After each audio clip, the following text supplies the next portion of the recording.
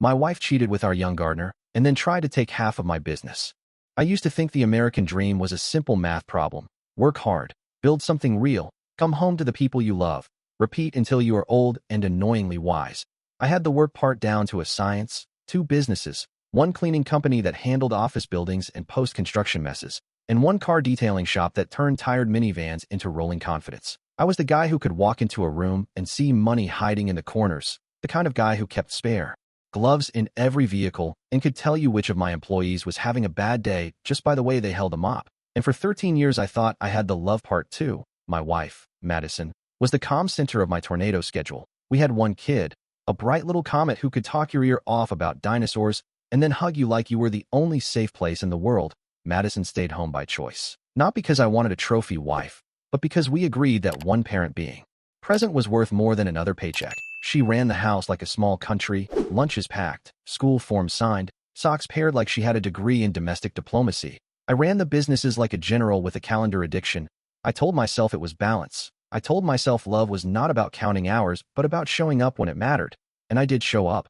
I made it to the school plays. I cooked weekend pancakes. I took Madison on real dates when I could, the kind where you put your phone in the glove compartment and pretend the world will not collapse without you. And she would smile at me across the table like we were still the young couple who could live off cheap tacos and big plans. The only thing that kept nagging at me was the garden. Our backyard was beautiful, but high maintenance. The kind of place that looks like a magazine cover until you ignore it for 2 weeks, and it turns into a jungle with opinions. Madison would try to keep up, but between the kid and the house and 1,000 invisible tasks, the garden became another thing she carried. And one day I looked at her hands, red from pulling weeds, and I thought, why am I letting the woman I love fight our hydrangeas like they are enemies? I can outsource this. I can lighten her load. I can be a good husband without making a speech about it. So I hired a student gardener. His name was Tyler, early 20s, polite, lean, always wearing a university cap like it was part of his skull. He talked about classes and tuition the way people talk about weather, unavoidable and slightly rude. He was the kind of kid you wanted to root for. Yes, sir. No, sir. I appreciate the opportunity, sir.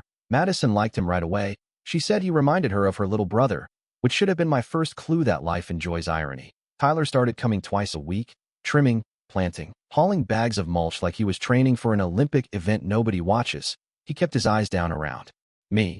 But around Madison he was suddenly talkative, laughing at her jokes, taking time to explain what he was doing. I noticed it the way you notice a song you keep hearing in different places. It is not alarming, but it is repetitive enough to stick in your head. I told myself I was being protective, maybe even a little possessive, and I do not like that version of me. I like to be the man who trusts, the man who does not turn love into surveillance. I did not want to be suspicious. I wanted to be grateful. And then came the day that rewired my brain. I got home earlier than usual. A client canceled a late meeting, and I thought, surprise my family, walk in like a normal person, maybe catch my kid mid-homework and pretend I understand modern math. I pulled into the driveway, and the house looked peaceful, sunlight on the windows, the garden freshly cut like it was holding its breath.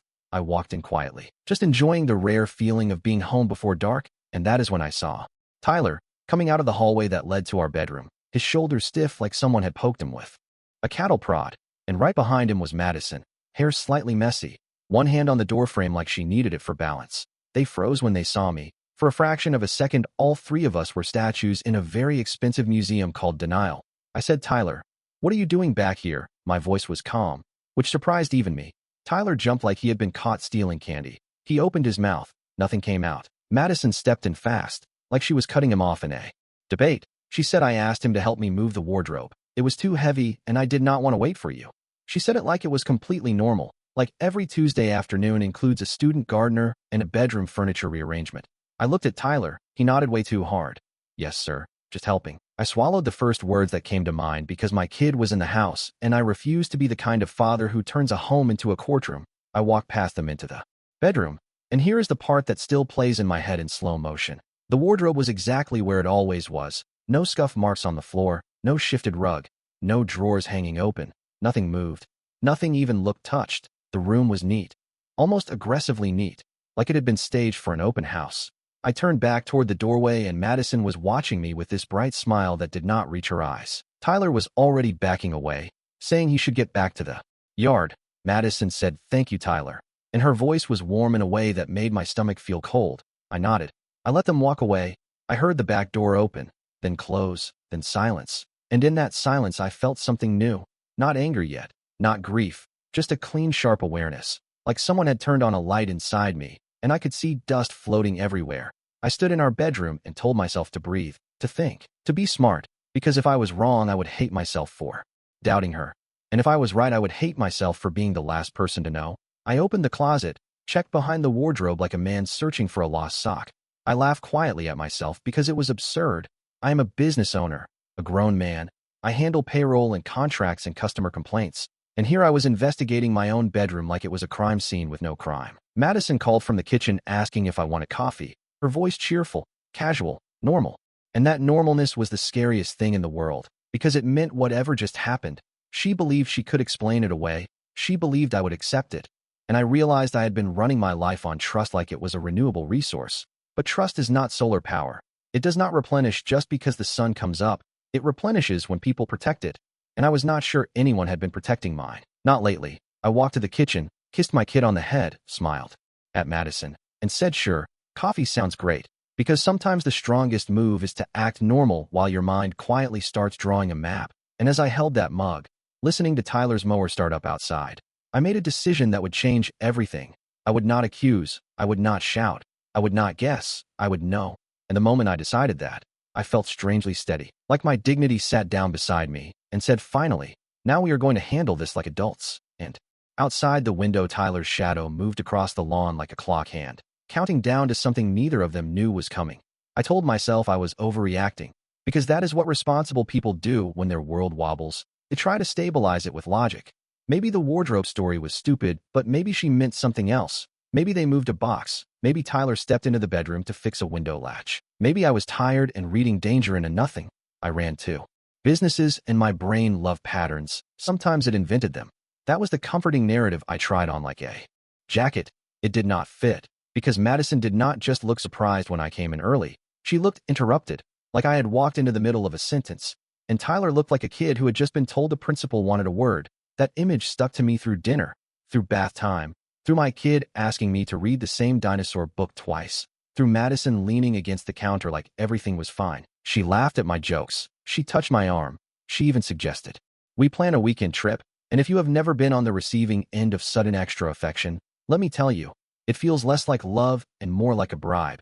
And I do not mean a romantic bribe. I mean the kind where someone slides a bill across the table and hopes you stop asking questions. I went to bed that night with my eyes open in the dark, listening to Madison breathe, trying to remember when I last felt completely sure of her, not because she had earned suspicion, but because certainty used to be effortless, and now it felt like something I had to force. The next morning I did what I always do when my emotions get loud. I got practical. I reviewed schedules. I checked invoices. I texted my manager at the detailing shop. I called a vendor about cleaning supplies. I let work wrap around me like armor. But even while I was negotiating a contract, my mind kept replaying Tyler stepping out of my hallway, Madison right behind him, their pause, the microsecond of panic, and the wardrobe that had not moved an inch. By lunch I had decided on my plan, not because I wanted to spy, but because I wanted to stop guessing. Guessing turns you into someone you do not recognize. Knowing lets you make choices, and I am a man who makes choices. I drove to an electronics store that I had passed 100 times and never needed until now. I walked in like I was buying a toaster, calm face, steady hands, heart doing gymnastics behind my ribs. I bought a small camera with motion alerts. The clerk tried to upsell me on extra storage, and I almost laughed because, sir, I am about to store the thing I never wanted to see. Trust me, memory is not the issue. I drove back to my office, put the camera in my desk drawer like it was contraband, and waited until the end of the day. At home, Madison was upbeat, almost sparkly. She asked about my day. She made my favorite dinner. She told me Tyler had done a great job on the roses, and I watched her say his name like it tasted normal, like it was just another service provider, plumber, electrician, gardener, and I nodded while something inside me slowly tightened. After the kid went to sleep, Madison suggested we watch a movie. She curled up close, and I could not relax because her closeness felt like a performance. I excused myself and said I needed to check emails. She rolled her eyes playfully and said workaholic, and that word landed like a tiny accusation, like she was setting the scene where I was the distant husband and she was the lonely wife. And I thought, interesting. So that is the story you are rehearsing. I waited until she fell asleep. Then I got up quietly, took the camera from my bag, and walked into our bedroom. I chose a spot that faced the room, but was not obvious. high enough to catch movement, angled to see the bed and the closet area and the doorway. I tested the view through my phone, adjusted it by a fraction, then made it disappear into plain sight. I was not proud, but I was calm, which scared me more than anger would have, because calm meant this had crossed a line inside me. I went back to bed and stared at the ceiling, and I thought about all the times Madison had told friends she was lucky, all the times I had told my employees that family comes first even as I took late calls, all the ways I had tried to be a good man, and I wondered if being good was the same as being absent. Over the next couple of days I acted normal. I kissed Madison goodbye. I made my kid laugh at breakfast. I went to work. I came home. I asked about her day. I even complimented the garden, and Tyler kept showing up like a harmless routine, always respectful around me, always quick to say sir, always careful not to stay too long when I was home, which was funny, because before, he had not seemed to mind talking to Madison for extra minutes. Now he was a ghost when I appeared, and Madison kept doing little things that made my suspicion feel less like paranoia and more like a warning siren. She started keeping her phone face down. She started leaving the room to take calls. She started wearing perfume on days when she was not going anywhere, and I know how that sounds, like I am building a case out of details. But the truth is your body picks up shifts before your mind admits them. Your body reads the room like a survival skill. On the third day, I got a notification while I was at the detailing shop. Motion detected.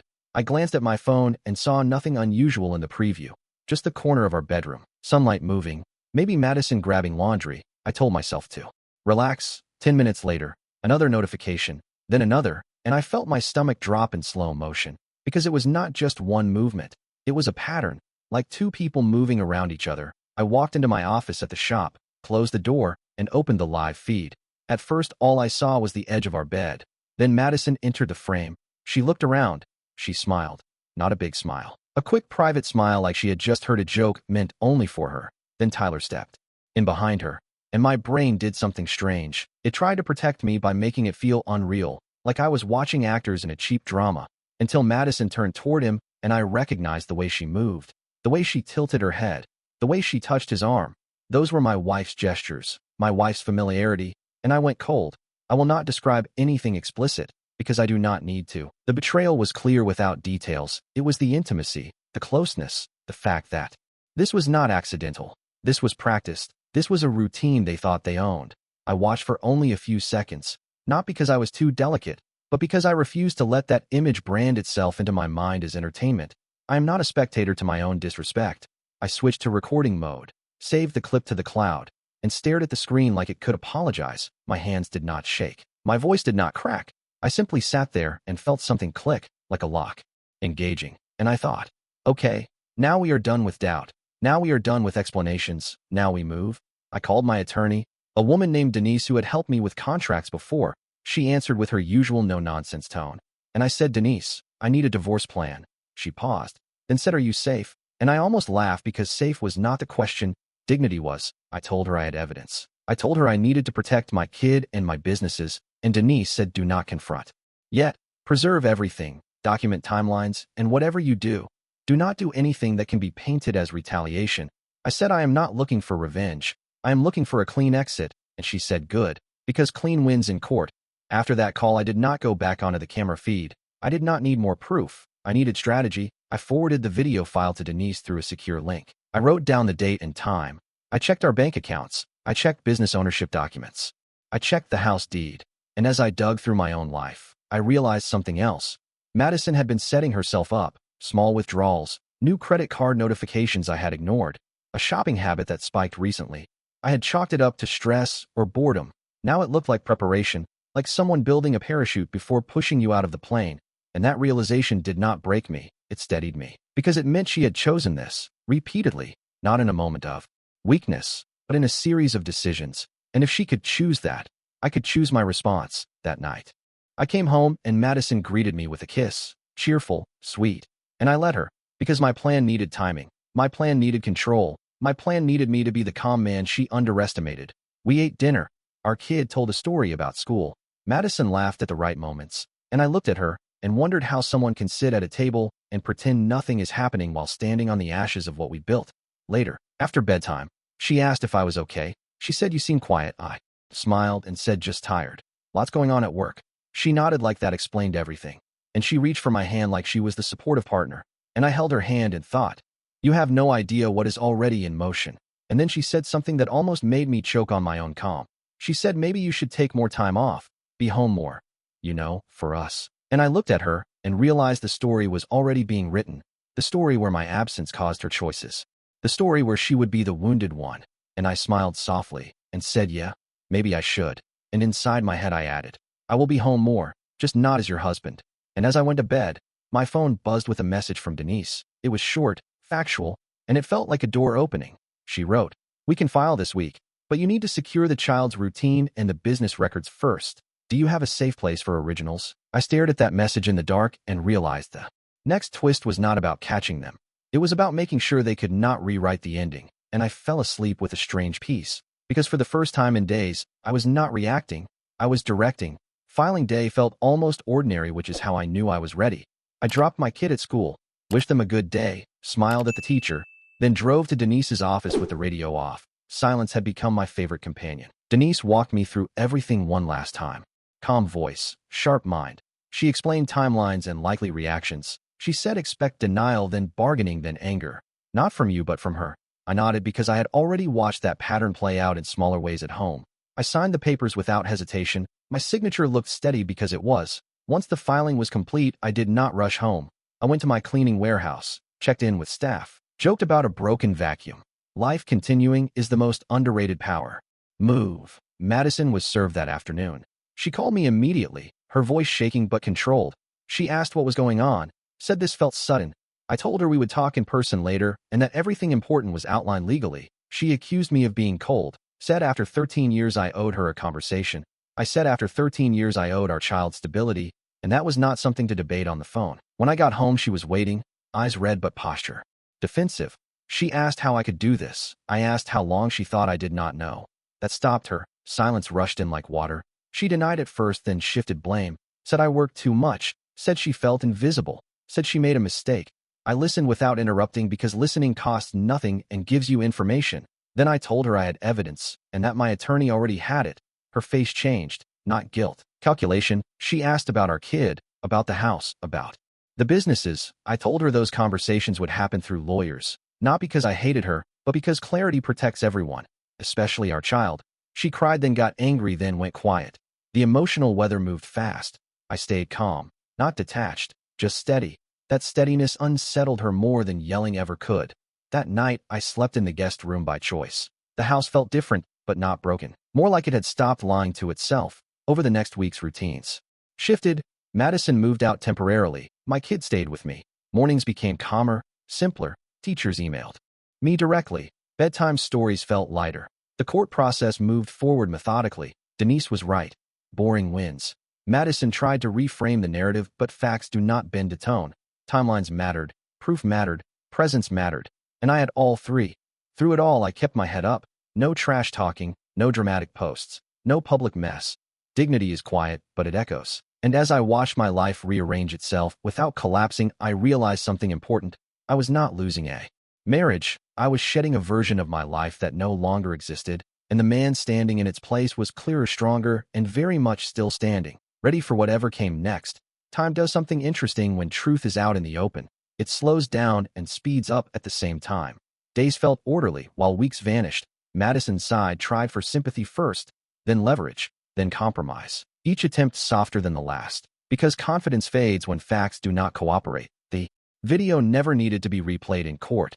Its existence was enough. Proof does not need drama. It just needs to exist. Custody discussions centered on routine and availability, and I had quietly built a record of both: school schedules, doctor visits, work flexibility. I was not competing. I was already present.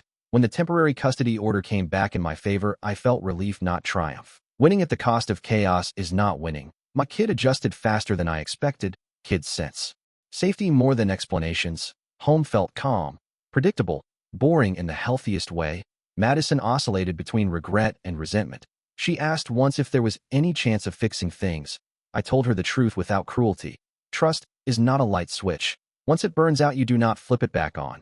You rewire the house, or you move. She did not like that answer, but she respected the certainty. Financially, the outcome followed the same logic. Businesses built before and during the marriage, but managed and documented by me, stayed with me. The house stayed with me for stability reasons, Arrangements were made fairly but firmly. No scorched earth, just boundaries. Friends reacted in waves, some surprised, some supportive, some silent. I did not chase explanations. People who matter watch how you behave under pressure, not how loud your story is. One evening after a long day, I sat on the porch while my kid played in the yard. The garden was still there, trimmed now by a professional service, neat and impersonal. And I smiled at the irony. Something so small had revealed something so big. I did not feel bitterness. I felt grounded, because I had learned something priceless. Love is not proven by endurance alone. It is proven by respect. And when respect disappears, the bravest thing you can do is walk forward without dragging the past behind you. And in that quiet moment, I knew the hardest part was already over. Not because I won legally, but because I never lost myself along the way. After the dust settled, life did not explode into something flashy. It settled into something solid. Mornings had rhythm, breakfast jokes, school runs, playlists in the car that made my kid laugh. Work stayed demanding but flexible. I chose meetings more carefully. I came home earlier more often, not out of guilt but intention. Madison and I spoke only when necessary. Always civil, always brief. She stopped trying to rewrite the past and started adjusting to the present, which told me acceptance had finally arrived. I did not celebrate that. I simply acknowledged it. Healing does not need applause. People asked if I would ever trust again. I told them trust was never the enemy. Ignoring reality was. I trusted myself more now, my judgment, my boundaries, my ability to act without losing kindness. The house felt like ours again, not haunted by tension, just lived in. Laughter returned naturally, not forced. One night my kid asked if everything was going to be okay. I said yes because it was true, not because I needed it to be. Later, sitting alone, I thought about how close I had been to doubting my own instincts, and how choosing calm over chaos changed everything. The future did not feel scary. It felt open, like a road with clear weather and no rush. And for the first time in a long while, I was not running toward something or away from something. I was simply moving forward, steady and aware, which turned out to be the strongest position of all. People think victory looks like celebration or revenge or public validation, but real victory is quieter. It is waking up without resentment. It is looking in the mirror and recognizing the person looking back. I did not expose anyone publicly. I did not tear anyone down. I let truth do the work for me. My businesses grew because I was focused again. My home became a place of peace instead of performance. My kid learned resilience not from speeches, but from watching me choose stability over drama. Madison moved on in her own way, and I wished her well, without reopening the door. Closure does not require reunion. It requires acceptance. If there is one lesson I carry forward, it is this. Dignity is not passive. It is an active choice made daily, especially when life tests you. I was betrayed, yes, but I was not defeated. I adapted, I protected what mattered, and I walked away with my values intact. Head high, future clear, and that is the ending nobody can take from you, no matter how the story begins.